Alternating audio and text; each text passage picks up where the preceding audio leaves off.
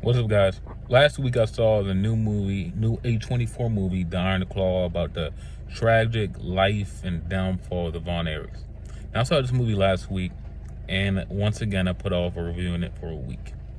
And I was going to see Aquaman today, and I might still see Aquaman, and I don't know when I'm going to review that. I've been very inconsistent with my reviews, but I had to get out to the theater to see a good movie like The Iron Claw. Now, this stars Zac Efron. I think Zac Efron's been a legit actor for many years at this point. For me, it was that Ted Bundy movie he did where I was like, this dude can really fucking act. And it's like, people were trying to clown him for that. And then he's done a couple more things since then.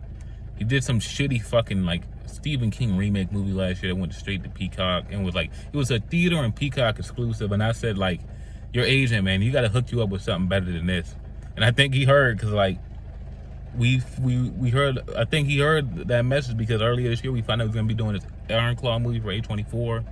Then when they started coming out with the class, Jeremy Allen White, Harris Dickinson, the dude from he's in so many things, but I forgot, I'm blanking on his name, but the dude from Mindhunter. This cast was stacked, man, and they all delivered. Everyone delivered. Now, the Von Erich story, I've been told it as a child because I'm a wrestling fan, and my father told me the story, and it was so sad just hearing it as how he recounted. And this movie's good, and I do think like man, it's heartbreaking what the story is. But this movie does miss one Von Erich. This movie doesn't have Chris Von Erich. It has Kevin, Carrie, Mike. It's Kevin, Carrie, Mike, and David. It doesn't have Chris. Now, I think if you're gonna do a Von Erich story, you can't just not include one of the brothers because you think, oh, their story's too sad. The whole story's sad, you know. The whole story's sad. So I don't really agree with not putting one in there because you think, oh, his story's too sad. The whole story's sad, in my opinion. So it's like, why would you why would you not include Chris? I don't think that's fair to Chris. His story matters, and everything that happened to his family matters. Reading up on one of the people I read up on was Fritz. I think this movie is incredibly nice to Fritz. Like, this dude is like, that's a bad, mean motherfucker. And I don't mean that in a good way. That's just a mean fucking person. And I still think this movie was very nice to him because in this movie he comes off more as it's a traditional, what you think an American dad would be back then, but like a little more abusive, not like 50% more abusive. But in reality, he was probably 150% more abusive than what this movie even shown.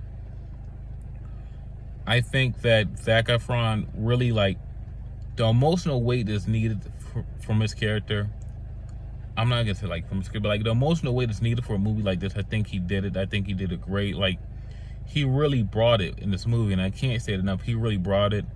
Everyone else, the supporting cast was great. The only gripe I really have about this movie, and like, this movie is 2 hours and 10 minutes and you feel all of it, but after a while, you know, you're so dragged into the story that you're like, it doesn't really matter. But the only gripe I have about this movie is the Ric Flair portrayal. And that's probably gonna be the biggest negative you're gonna hear about this movie. The shit that I don't give a fuck. I would've went out there and got Rick. Told him, you come here. You fucking say this into this mic. I'm gonna have this motherfucker lip read that shit out. And that's how this is gonna go. Even at fucking, what is he, 70, 75, I still feel like Ric Flair could have done that promo with his eyes closed and made that shit sound great. Now, the scene where the dude comes into the locker room, he starts talking to Von Erichs after starts talking to Kevin, Carrie, and Fritz. Like, that was a good Ric Flair impression. That's where I, like, after watching that scene, you know, where he comes in there, he's drinking a beer, asks them if they want to go party. I can see why they would want that dude to be Ric Flair watching that. But that fucking promo he did and his look, it just wasn't clicking, you know? And that scene's also interesting because it makes Kevin realize, like, Fritz and Carrie, they're grilling about why he didn't do this, why he didn't do that, and then here comes Ric Flair coming in drinking a beer, asking you want to go party. And it makes Kevin realize this is all just entertainment at the end of the day. But yeah, this movie is very heartbreaking. If you want to learn more about the Von Erich story, you can always watch the Dark Side of the Ring episode. I'm pretty sure it's free on YouTube or free on our site. Well, it's free. You can go out there and find it pretty easily. I'm going to give Iron Claw 8 out of 10. I think Zac Efron should definitely get a Best Actor nomination for his role as Kevin Von Erich. I think honestly, you could probably give out a couple supporting noms in this movie alone. I think this movie was really well made. I think they did other than not putting Chris in the movie, I think they did do the Von Erich story justice a great deal. So yeah, The Iron Claw, 8 out of 10. Peace.